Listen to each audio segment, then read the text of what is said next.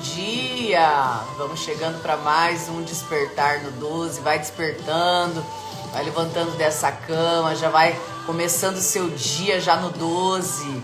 Vence os 5 segundos que estão aí falando para você: olha, tá frio demais, vamos ficar por aqui mais um pouquinho, vou assistir o Despertar aqui deitadinha, depois eu vou levantar. Eu quero te convidar a levantar dessa cama, dar aquela espreguiçada e começar o teu dia no 12. Bora levantar para mais um dia maravilhoso, para mais um dia abençoado.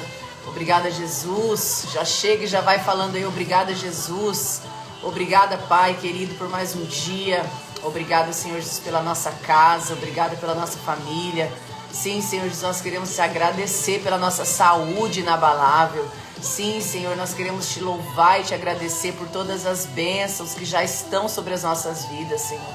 Nós queremos te louvar e te agradecer por tudo aquilo que nós já vivemos, por tudo aquilo que somos, por tudo aquilo que temos, Pai.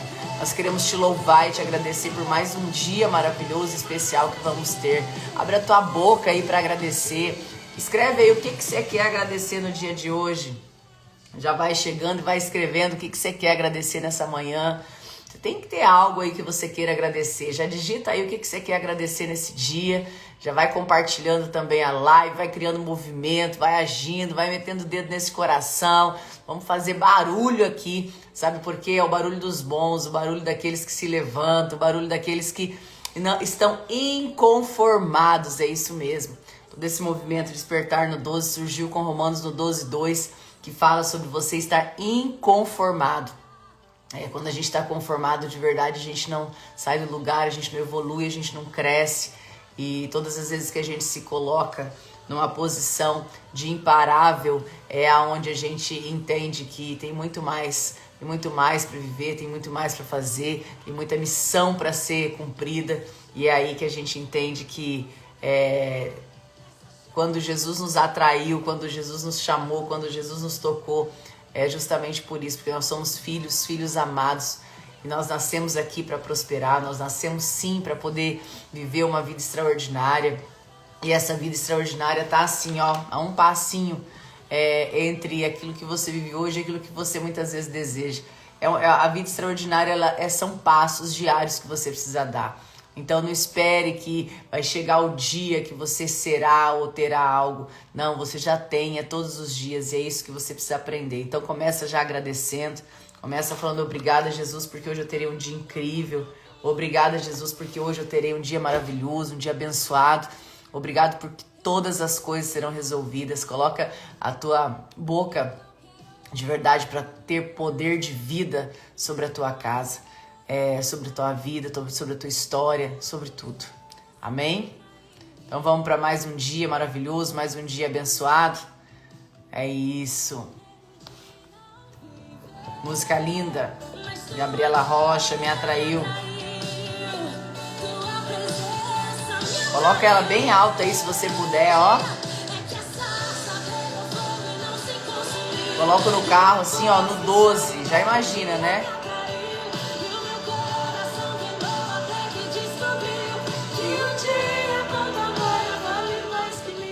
Ei, Amanda! Saudade de você, minha amiga linda. Nossa, acordei pensando em você hoje, Amanda. Coincidentemente você tá aqui. Muito bom, muito bom. É sobre isso. Miss More Boutique. Diretamente de Curitiba. A Tere tá falando que o Insta não tá entregando. Sabe por que ele não tá entregando, gente? Porque acontece muita atualização, muito bug mesmo. Então vocês têm que fazer o trabalho aí, me ajuda. Compartilha com 12 pessoas, faz barulho, que aí ele entende e acaba encaminhando. A Tere tá falando que o ao vivo às vezes não entra. Sim, por isso que às vezes oscila a quantidade de pessoas que a gente tem aqui. Às vezes dá 500, 800, 1000 e às vezes dá 200. Eu entendo perfeitamente que é isso, tá? Então vamos lá para mais um dia maravilhoso. A gente está aqui lendo Mateus 12, Mateus literalmente no 12, né? Aqui, e no dia de hoje a gente vai compartilhar com vocês esse pedacinho de Mateus no 12 aqui, os ensinamentos que ele carrega, né? Eu tô muito feliz a gente estar aqui estudando sobre Jesus e vendo todo esse Novo Testamento aqui. Daqui a um pouquinho a gente já chega na parte da Nova Aliança e eu amo demais poder estar aqui com vocês todas as manhãs. Isso não ativa só vocês, me ativa também. Eu sinto muita falta quando eu não posso estar aqui ou quando é final de semana. Então tá muito bom. Ei, casa do Edu, olha quem tá aqui, Edu, maravilhoso. Tá chegando o dia, Edu, falta 17 dias. Falta 17 dias pra gente se encontrar em Curitiba. Isso aí, SSS em Curitiba, gente. O Edu tem um Instagram super movimentado, um YouTube super movimentado. E ele vai estar lá com a gente em Curitiba no SSS. Eu quero saber quem aí vai estar comigo no SSS em Curitiba, hein? Bora, oficiais imparáveis. Então vamos lá. O Senhor do Sábado, né? Hoje, Mateus 12 fala sobre um momento que Jesus estava passando pelas... Primeiro começou assim, ó. Jesus estava passando pelas lavouras de cereais, né? No sábado. E os seus discípulos estavam com muita fome. E aí eles começaram a colher as espigas de trigo e comer. E naquilo veio alguns fariseus. E eles olharam e falaram assim: como assim? Os seus discípulos estão fazendo o que não é permitido no sábado, que é a colheita. E aí Jesus respondeu: vocês não leram o que fez Davi quando ele e seus companheiros estavam com fome? Ele entrou na casa de Deus e junto com seus companheiros ele comeu o pão da presença, o que naquela época não era permitido fazer, mas apenas os sacerdotes podiam fazer. Ou vocês não leram na lei que no sábado os sacerdotes no templo profanam esse dia e contudo ficam sem culpa porque estão dentro do templo? Eu digo a vocês que aqui está aquele que é maior que o templo. Se vocês soubessem o que significam essas palavras, desejo misericórdia e não sacrifícios, não teriam condenado inocentes, pois o Filho do Homem é Senhor também no sábado. Então, os fariseus eram religiosos, extremamente religiosos, que foram, na verdade, os que mais perseguiram Jesus.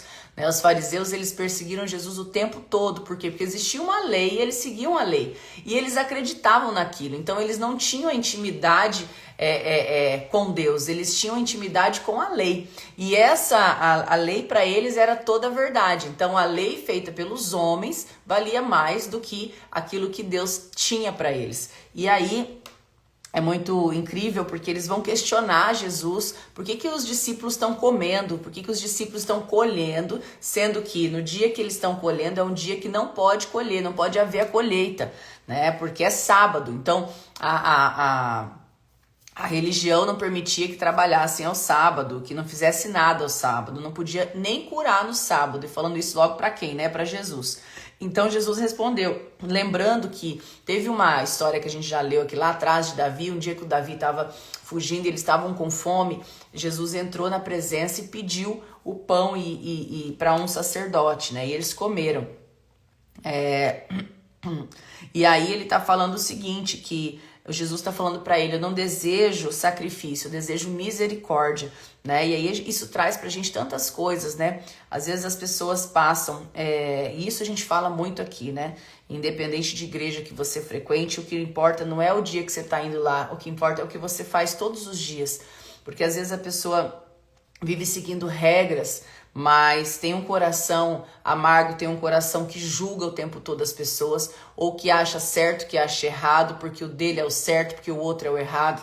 E a gente tem que ter, Jesus vem falar aqui com muita clareza no coração, né? Desejo misericórdia e não sacrifícios, ou seja, Deus é um Deus de amor, Deus é um Deus de paz, Deus é um Deus onde ele não condena inocente, porque simplesmente vai estar, no caso deles ali, né? Comendo um trigo, comendo um trigo, num dia que para a lei religiosa não era o dia que podia fazer isso. Então, ele fala, inclusive, pois o Filho do Homem não é Senhor no sábado, ou seja, eu não posso curar no sábado. E aí Jesus, saindo daquele lugar, ele se dirigiu a uma sinagoga. E quando ele chegou lá, tinha um homem com a mão atrofiada, um homem com a mão toda torcida, toda atrofiada. E aí os fariseus, os religiosos da época, estavam procurando um motivo para acusar Jesus, né, para perguntar para Jesus: é permitido então curar no sábado? Quando eles viram que Jesus estava aproximando daquele homem com a mão atrofiada, eles começaram já a questionar, uai, é permitido curar no sábado? E aí Jesus lhes respondeu, qual de vocês, se tiverem uma ovelha e ela cair no buraco no sábado, vocês não irão lá e irão pegá-la? Quanto mais vale um homem do que uma ovelha. Portanto, é permitido sim fazer o bem no sábado. Então ele disse ao homem, estenda a mão, e a mão se estendeu, e ele obedeceu. Aqui na Bíblia fala assim, ó, e ele obedeceu, e ela foi restaurada e ficou boa como a outra. Então os fariseus saíram e começaram a conspirar como ele, para saber como iriam matar Jesus. Olha aqui a maldade daqueles que estavam pregando a lei, né, e não o amor. Então, no Antigo Testamento havia a lei, tá? E esse Novo Testamento, quando Jesus vem, ele tira toda aquela parte da religiosidade da lei e ele fala o quê? Ame ao próximo como a ti mesmo. Ou seja, antigamente existia a lei. E aí ele vem e fala assim, a única lei aqui é o amor. É você entregar, é você fazer pelo próximo, é você ter um bom coração, enfim. E aí, uma das coisas que eu acho incrível aqui nessa passagem é que Jesus fala assim, ó, ele vê a pessoa com a mão atrofiada e vocês observaram que ele não parou para poder ficar falando milhares de palavras bonitas, ele simplesmente falou assim, estenda a mão, ou seja, uma direção clara, fala assim, comunicação clara. Jesus também tinha ali a comunicação clara e naquele momento, Jesus simplesmente virou e falou para aquele homem que tinha a mão atrofiada, estenda a mão, uma direção clara. Entenda que Jesus ele não ficou floreando, não ficou fazendo um monte de coisa, ele deu uma ordem. Ele deu uma ordem. Isso aqui me lembra muito o dia que ele chegou naquele paralítico e falou, pega, levanta e anda, pega a tua maca, levanta e anda. Ou seja, uma ordem clara, comunicação clara.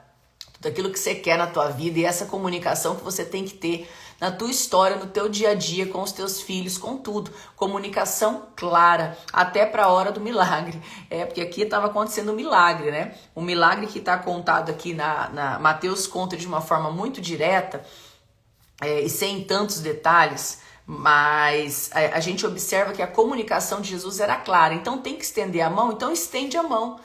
Ele não ficou floreando, não ficou falando ali um monte de coisa, ele simplesmente virou e falou assim, ó, estenda a mão, e a mão, o cara obedeceu imediatamente. Então foi no susto, ele obedeceu e a mão estava completamente curada. O que fez esse milagre acontecer? Primeiro, a presença de Deus ali fez com que o milagre acontecesse, mas segundo, foi a ação do homem. Então vamos lá, quando Deus fala para ele assim, estenda a mão, ele poderia ter a opção de falar assim, não vou estender, não vou estender. Então observa que aquilo que a gente fala aqui todos os dias para vocês é muito profundo. Quando eu falo para vocês que existem três partes, a parte de Deus, a parte do outro e a parte sua. Naquele momento que Deus fala assim, ó, estenda a mão, aquele moço que tinha a mão atrofiada, ele podia virar e falar assim, não, eu tô com medo de estender a mão, e se não der certo eu estender a mão, e se eu estender a mão e a mão ficar mais torta, e se eu estender, e o que os fariseus vão pensar, o que a lei vai pensar, eu estar agora recebendo essa cura em pleno sábado, que naquela época não podia, se ele pensasse o que todas as pessoas iam pensar dele, e se me acharem que eu sou louco, e se me acharem que não era a hora de fazer, enfim, e se ele pensasse na quantidade de si que você pensa quando você está perto de receber uma bênção, quando você está perto de receber uma revolução, quando você está perto de vivenciar algo extraordinário na tua vida, ele simplesmente fez a parte dele. Escreve aí, fez a parte dele. E muitas vezes o que falta pra gente viver esse milagre na nossa vida não é só o que o outro vai fazer, não é só o que Deus já fez, porque Deus já fez o milagre na tua vida. O que muitas vezes falta para que você viva o seu milagre, nada mais, nada menos, é a tua ação. Então aquele homem, ele foi obediente, à direção que Deus colocou no coração dele. Então quando Deus olhou para ele e falou assim, estenda a mão, ele não titubeou, ele não pensou, ele só fez, ele não colocou em questionamento. A Bíblia não mostra que ele falando assim, poxa, mas Será que se eu abrir a mão e será que eu entendi certo? Será que era para fazer isso mesmo? Será que ele tá falando comigo? Será que esse milagre é para mim? Será que eu sou digno de receber esse milagre? Aquele homem, ele podia ter colocado milhares de questionamentos, assim como você coloca milhares de questionamentos quando você recebe uma direção dada por Deus na tua vida. E aí, qual é o problema? Deus muitas vezes te dá a direção, Deus te dá a direção de maneira clara. Por isso que eu falo, que às vezes as pessoas falam assim, mas Deus ele não é claro. Não, Deus é claro. Muitas vezes é a gente que não prefere não escutar com clareza, porque quando você escuta com clareza, você precisa executar, né? E aí depende de você essa execução. E essa execução, muitas vezes, ela é dolorosa. Então vamos lá, para esse cara sair da posição de vítima, que ele, a vida inteira olharam para ele com piedade, ele abrir aquela mão e não ser mais aquilo que ele estava carregando, ele estava ali libertando, acontecendo ali não só uma mão funcionando, mas era uma libertação na vida dele, uma revolução sem volta. E aí, quando a gente olha para tudo isso e vai ao profundo entendimento dessa palavra, da direção clara que Deus estava dando de estenda as mãos, ou seja, nós muitas vezes recebemos de Deus sim, a direção clara. Mas não é questão de crença, Maria José, não é questão de acreditar ou não, porque a fé não se determina por você acreditar ou não. A fé não se determina por você falar assim, eu creio. Tem muita gente que crê, tem muita gente que tá aí cheio de crenças, só que não estão agindo. Então a fé, ela é muito mais a ação do que somente o acreditar. Porque se você acredita a ponto de se colocar em ação, você está vivenciando e falando assim, eu estou indo nessa direção porque eu acredito na minha promessa. Eu estou indo nessa direção porque eu acredito no meu chamado. Eu estou indo nessa direção porque eu acredito naquilo que Deus tem para mim como promessa. Eu estou indo nessa direção porque eu vi de maneira clara a comunicação direta que Deus teve comigo. Eu entendi o meu chamado e muitas vezes, óbvio, que o caminho que você tem que ir, ou as coisas que você precisa fazer, ele não vem com pisca-pisca, com holoforte, com outdoor, porque Deus ele te deu livre-arbítrio, tem coisa que ele quer deixar você mesmo dar os seus próprios passos e fazer as suas escolhas. Então, quando a gente olha para essa questão da fé, o que é fé? Tá? A fé é uma força espiritual. Então você tem que ter isso muito claro. É uma força espiritual que te impulsiona a fazer algo. Então, esperança é esperar. É quando você está sentado no sofá, você está esperando. A fé é quando você se coloca em ação, que você se coloca em movimento. Quando você se coloca no caminho, tá? Quando você se coloca no caminho. E aí, quando você se coloca no caminho, as coisas vão acontecer. Então, pega essa chave de hoje que ela é muito importante. Mesmo Deus tendo te dado a cura para aquele rapaz que estava com a mão atrofiada, ele precisou fazer a parte dele. Então, a parte dele era abrir as mãos. Então, quantas vezes na tua vida, quantas vezes na tua história, quantas vezes na sua rotina, quantas vezes no seu dia a dia, você está tendo uma direção clara, os milagres estão batendo na tua porta, as coisas estão acontecendo para você e você está ali colocando um monte de si, colocando um monte de dúvida no processo, colocando um monte de questionamento desnecessário e não está agindo. E aí, aonde que entra a nossa mente em tudo isso? A nossa mente está ali prontinha para nos sabotar. Por quê? Porque aquilo que a gente pensa, aquilo que a gente faz, ela vem de gatilhos que estão lá no nosso subconsciente. Ou seja, 95% daquilo que você vive vem do subconsciente. Jesus pode fazer todas as coisas? Pode fazer todas as coisas. Ele é onipotente e onipresente. Mas ele não vai fazer na marra, ele não vai fazer a força, ele não vai pegar você a força e vai falar assim, abre a mão. Ele deu uma ordem só. Ele não falou assim, deixa eu te ajudar a abrir tua mão aqui, eu vou abrir sua mão agora, eu vou esticar a tua mão, eu vou fazer com que a sua mão se estique. Ele não fez nada disso. Ele deu para aquele homem a opção de ser ou não curado. Porque aquele homem poderia não ter aberto a mão baseado nas crenças, baseado na mente, baseado em um monte de coisa que ele tinha ali. Ele poderia falar assim, não, eu não quero abrir a mão agora, eu vou deixar para abrir minha mão lá em casa. Eu vou deixar para amanhã, porque aí eu vou estar com a roupa certa, no momento certo, com as pessoas certas, com o momento perfeito, com a hora perfeita. Ele poderia ter escolhido não ter aberto a mão. Ele era livre.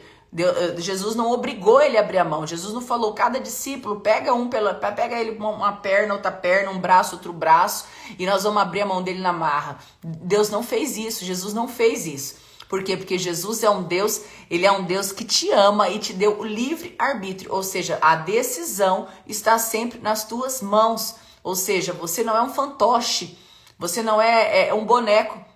Você é um ser amado, um filho amado de Deus, que ele tem por você tanto amor que ele te deu livre-arbítrio, na confiança que você ia ter as melhores escolhas pelo relacionamento que você tem com ele. Então, quando você tem um relacionamento com Deus, quando você escuta a direção de maneira clara e você se põe em ação, as coisas vão acontecer, o milagre vai acontecer, assim como aconteceu com aquele homem que teve a sua mão curada ali imediatamente. Então a cura aconteceu. Por quê? Porque Jesus estava ali, óbvio, porque Jesus estava ali, né? Jesus estava ali para entregar a ele aquele milagre, mas a segunda coisa que fez com que o milagre acontecesse não foi nem a fé dele, porque a fé é você acreditar, né? A fé não é a crença dele, não foi só a crença dele que fez, foi a ação, porque a fé é uma força espiritual em ação. Então, a crença mais a ação fez a fé acontecer e o milagre ser completo, tá? Então, como que eu sei que o milagre vai ser completo? Quando eu me coloco em ação para fazer a minha parte.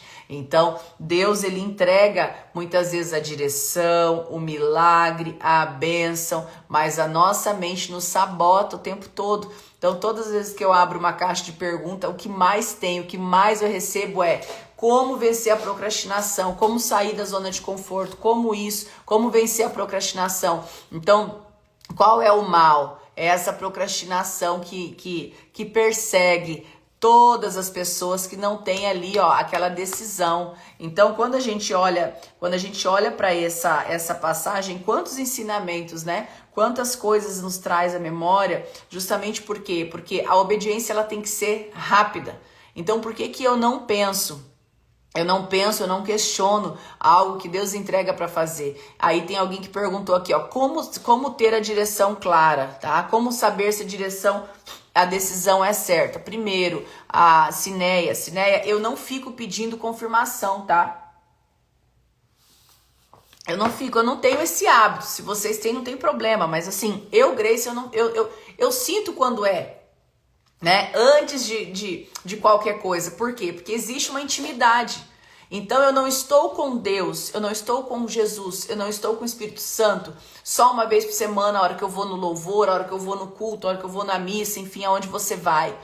Eu não estou com Jesus só no momento aqui do despertar. Eu estou conversando com ele o dia inteiro.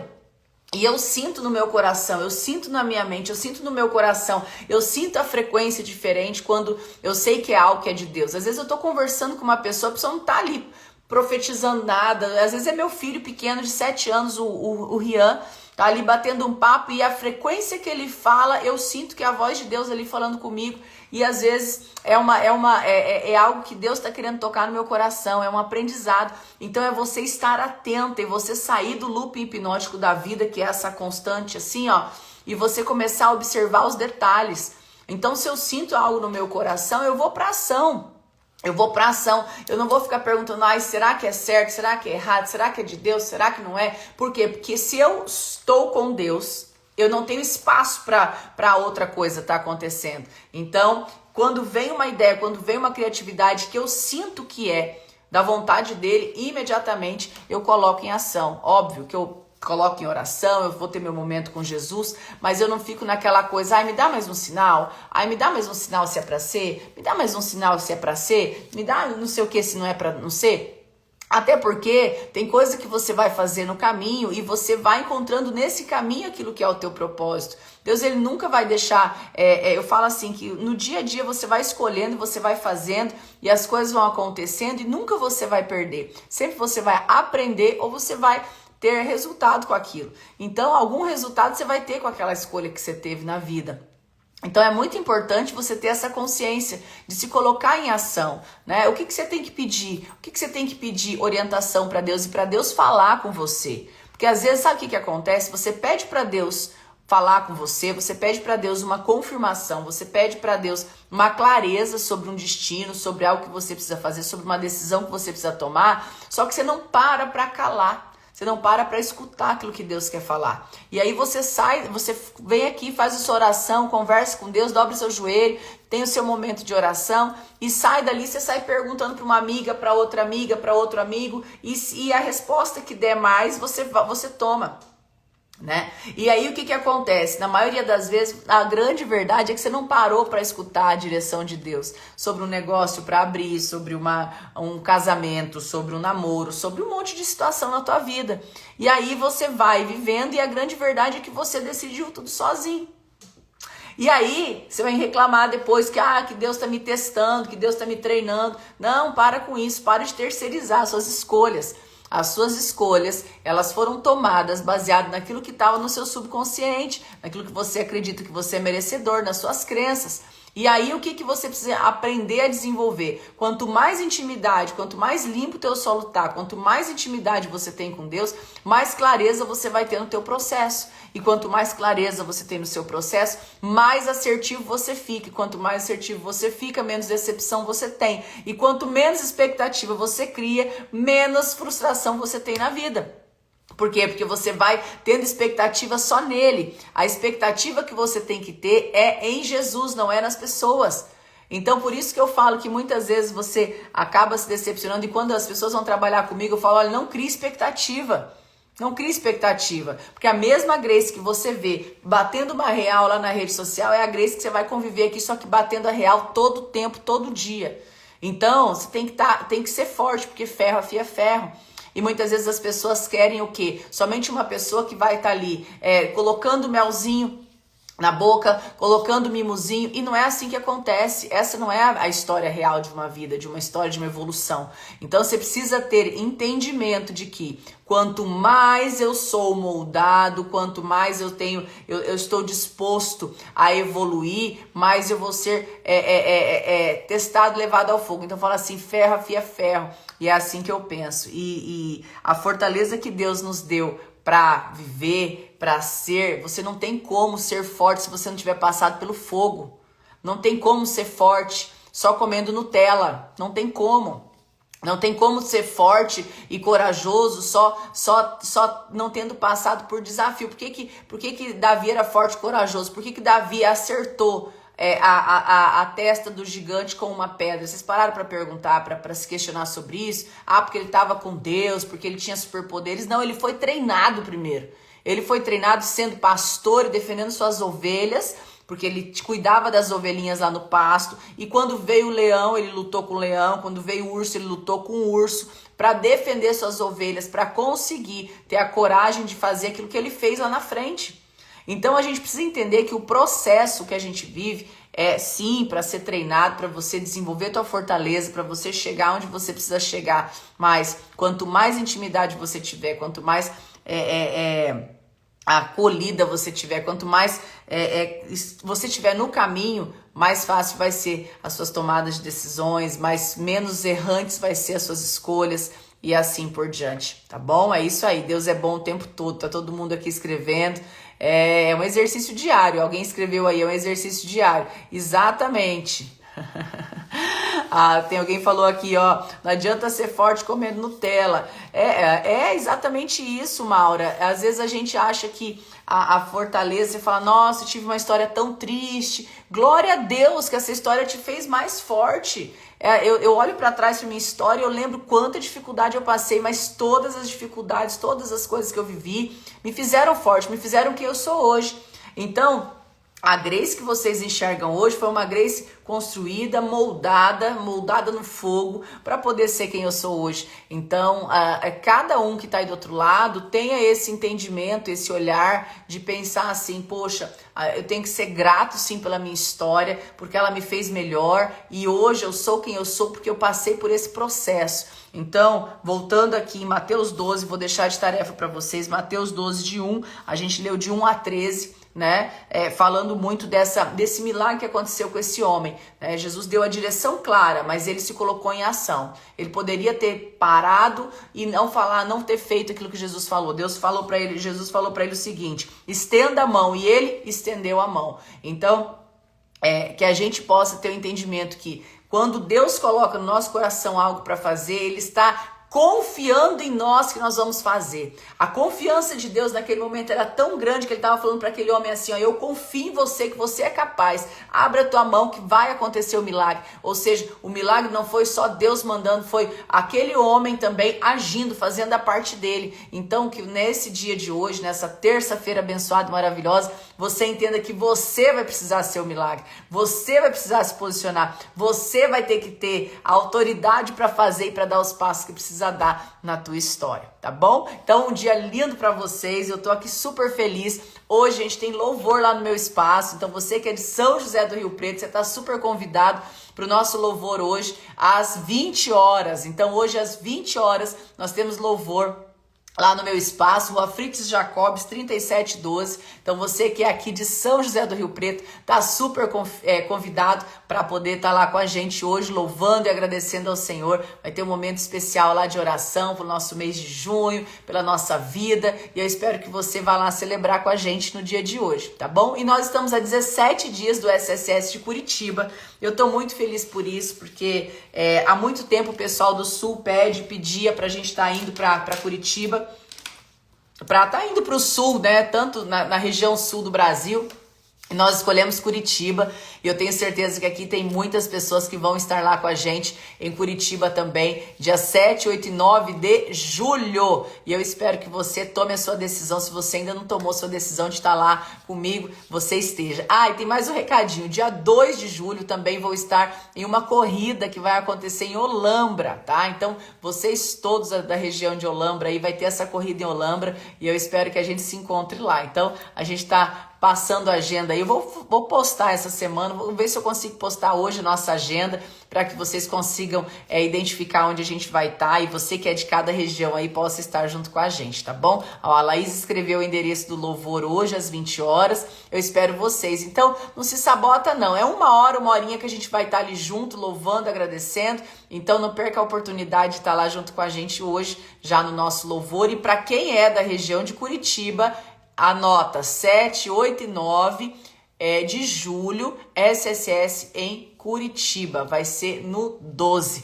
Você vai viver ali a maior revolução da sua história. Você vai entender e vai acessar muitas coisas que muitos oficiais imparáveis já acessaram aqui. Ô Cida, você quer o SSS? Já garante a sua vaga, porque ainda tem vaga para Curitiba. Vai lá, toma a tua decisão de cair para dentro e fazer acontecer. Curitiba vai ser o Exército Imparáveis número 17, é isso, gente?